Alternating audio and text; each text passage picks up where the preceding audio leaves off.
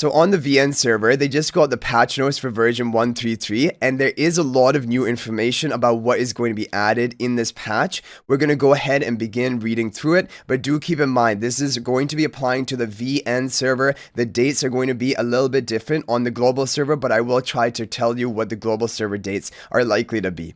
Okay, number 1, major updates, adding a new celestial hero, Athalia, Harbinger of Justice, who will be released on March 25th at midnight. You can acquire her through Stargaze Station and Guild Store. So March 25th at reset is going to be when VN server are going to be getting Athalia, and global server will probably be getting it on March 27th at reset if it is going to follow the same trend, and I don't see why it wouldn't.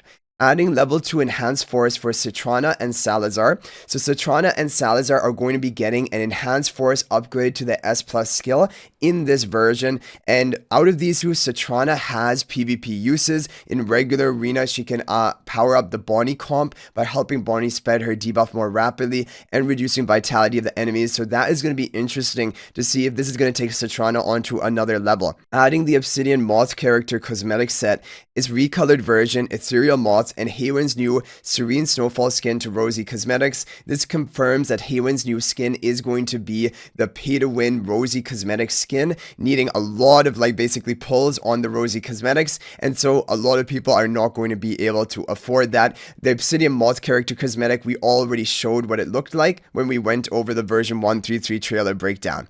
Adding Hodgkin and Sonja's soul sigils to the season store. This is really strange. They're adding 2 S levels in a row when I thought it would always be in chronological order. Like, I think we got Hodgkin followed by HUGIN, right? And then we got Sonja followed by Bonnie, if I remember correctly. And so it is weird that 2 S levels are coming together. However, no mention of Bonnie or HUGIN. And Bonnie is really the hero a lot of people want to try to Paragon upgrade. But Sonja is really important as well. If you have not already built up Sonja, then this is going to be a major priority to pick up her soul sigils from the season store. But overall, I am a bit confused by this. And you know, when we talk back about last season, what happened on this version 133, or basically the 3rd major update of the season, all remaining soul sigils were added to the shop. It was like 3 remain. I think Lily Mae, Mikola, and Lenya, if I remember correctly, they were all added together. So I do find it strange that Hodgkin, Sonja are seemingly to be added now, and Bonnie, HUGIN are going to be added later, maybe, or maybe I don't know what they're planning to do. But I would have liked all 4 to be added together. But as of right now, it is just looking like Hodgkin and Sonja. Maybe something will change by the time it comes out for global version. But if you need Sonja up to even Supreme Plus, make sure you're saving for her, because she is a major hero. Adding new reputation quests for the Duchy of Whiteridge. That's great for extra rewards. Adding new main quest, Drifting Snowflakes. We saw that in the video trailer. And adding new side quest, Light of Tomorrow. So I think the Light of Tomorrow side quest, I wonder if that will have anything to do with Athalia, if we will see anything or have any backstory about her. We'll have to wait and see about that. Experience improvements, re-adding the skip battle option in Arcane Labyrinth. That is helpful, definitely, to make the runs quicker. Adding Headwear, Chippy, and Hammy, obtainable by reaching certain affinity levels with them. Everyone is excited about this because Chippy and Hammy are fan favorites. Adding a new battle performance option. Reduce brightness fluctuations. When enabled, this option reduces the intensity of brightness changes during ultimates without affecting the actual ultimate effects.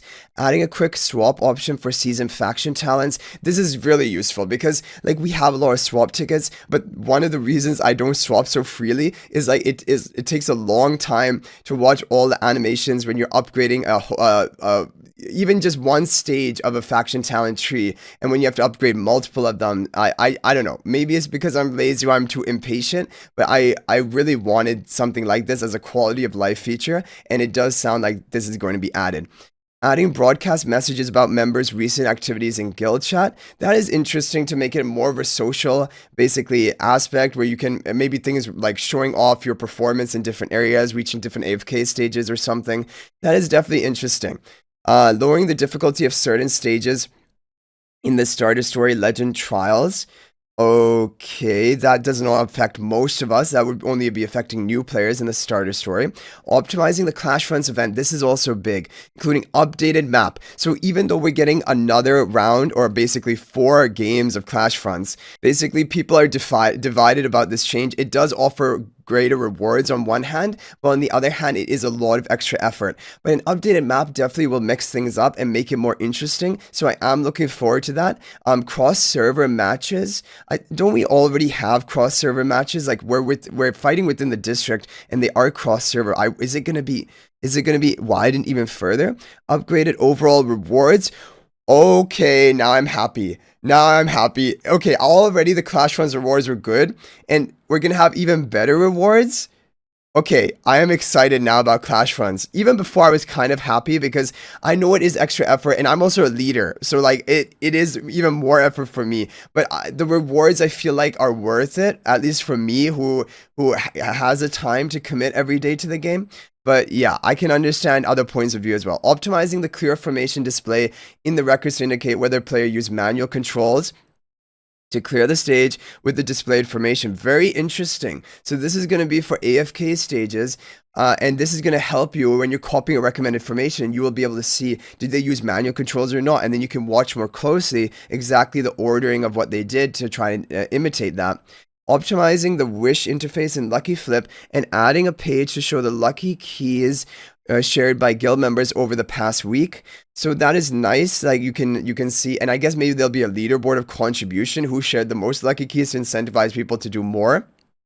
Maybe that's what I'm imagining. Optimizing the wish interface. Hopefully, yeah, I think this was needed. Basically, there were some issues. First of all, if you would click and try to refresh and you double click by mistake on the refresh button, you would sometimes end up confirming and locking in that choice when you didn't want to do that. So there were some like kind of basically awkwardness in the whole interface, and also like the fact that each time, I don't know if they're going to be changing this, but like you have to press and hold so much to upgrade all of your blessings. I don't know if that's going to be optimized, but I'm hoping that as well.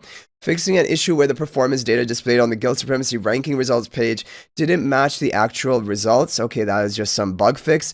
Optimizing the returning player experience by improving the logic for red dot notifications and tutorial prompts. Again, that won't really apply to most of us active players. Adding a filter to ranking interfaces to show only friends or guild members. Okay, that is interesting. But the thing is, I feel like people just don't like to share their teams on the ranking leaderboard because it's too easy for people to copy it down and like get then that advantage taken away from you in Dream Realm, for example. So I feel like a lot of people don't share that. Maybe if you could share it only with your guild, like a private sort of sharing, maybe people would do that more. Adding a feature to the Soul Sigil source page that displays any select chests you own and allows you to use them quickly. Okay, I guess if you're trying to upgrade a hero in Ascension, and then this will help navigate you through that select hero chest. Adding a feature that allows you to send synergy battle requests to offline players. Okay, I mean, still you'll have to wait a while then if you're sending it to offline person, and adding an option to watch a hero's ultimate animation from the hero detail interface. Okay, so you will be able to see like the cutscene ultimate animation from the hero detail interface. I think that's really cool because it is cool to see some of the cutscenes that the ultimates have, but like generally in battle you turn ultimate cutscenes off. Usually I do that because otherwise it becomes very time consuming. So overall, this is a really cool patch note update. The only thing I'm a bit sad about is the fact that we're not getting all 4 heroes added to the season store if we can just find it. We're going to be getting only Hodgkin and Sonja as of right now, which I feel like is a bit of a strange choice, especially because it's not following chronological order. However, in the end, like, because we're limited on season tokens, just save up and go for whichever hero you're planning. For example, for me on my main account, I want Bonnie Paragon upgrades, I want HUGIN up to Supreme Plus, or maybe I'll gradually get him from the wish list, and then I want Tassi Paragon upgrades. So like, I'm basically saving all of my season tokens right now, just going for Tassi, and then Bonnie when she comes out. Basically, that is my plan. So it doesn't really matter when it comes out because eventually you're going to be limited by your season tokens anyway. However, yeah, this is just, yeah. But anyway, guys, let me know your opinions about all this information in the comment section down below. Do you are you a fan of these changes? What do you wish could have been done differently? But let me know, guys. I will definitely chat with you in the comment section. But thank you guys for watching. If you're not already subscribed to our YouTube channel, please smash that subscribe button. We're on the road to 20,000 subscribers. Thank you guys so much for the support. Also, guys, feel free to join my AFK Journey Discord server. We chat about everything related to AFK Journey there. I look forward to chatting with you guys more there as well. The link for that will be in the description of this video. But thank you guys for watching. I'll hopefully see you in the next video. And until then, everyone, peace out for now.